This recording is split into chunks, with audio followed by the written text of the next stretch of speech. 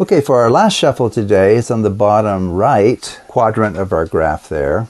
We're looking at a, quote, leapfrog shuffle as well, but this time we'll finish with the left pile being stacked on top of the right. Okay, so to quickly demonstrate this, we'll go ahead and begin with 1 through 8, as always. So here we deal into 4 piles, and then we're going to stack the 4th pile on top of the 2nd, so we kind of do a leapfrog, and then the 3rd leapfrogs over that one and lands on the 1st, 3rd on 1st, and now we're going to stack left on right. Okay, so what is the new ordering that we get from that? What is the new ordering of the cards? Well, here it is: 7, 3, 5, 1, 8, 4, 6, 2.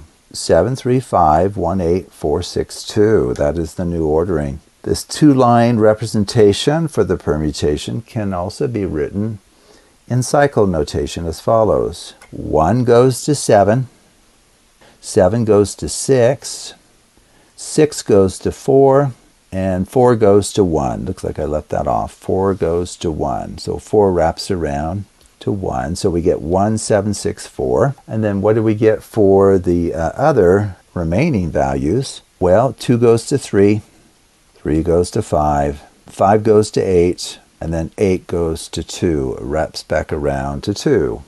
So we get this 4-cycle 2, 3, 5, 8. Now if we color code these, we'll immediately detect that inversion has not happened here, because 1, 7, 6, 4 are all, quote, color-coded black, and 2, 3, 5, 8 are all color-coded red. So there's no inversion.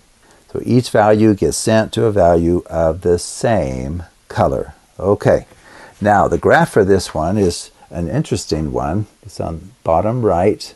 So 1 goes to 7. So you start here, there's an arrow from 1 to 7. 7 goes to 6, so you just go straight down there.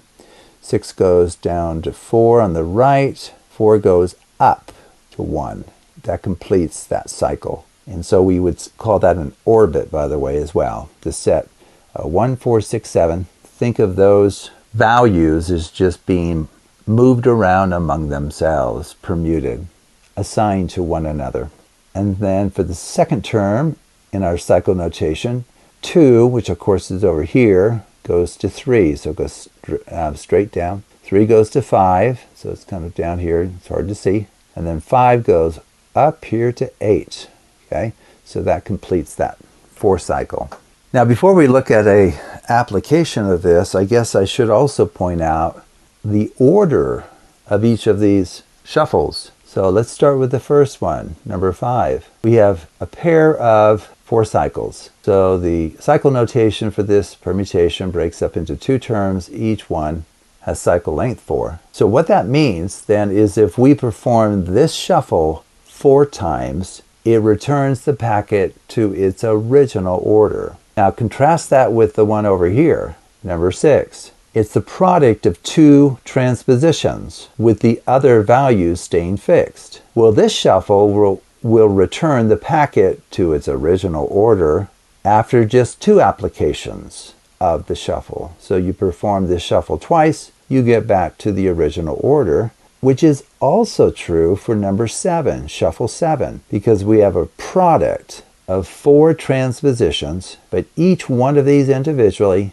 will, quote, reset the values to where they started after 2 applications of this shuffle. So performing this shuffle twice resets the packet to its original order.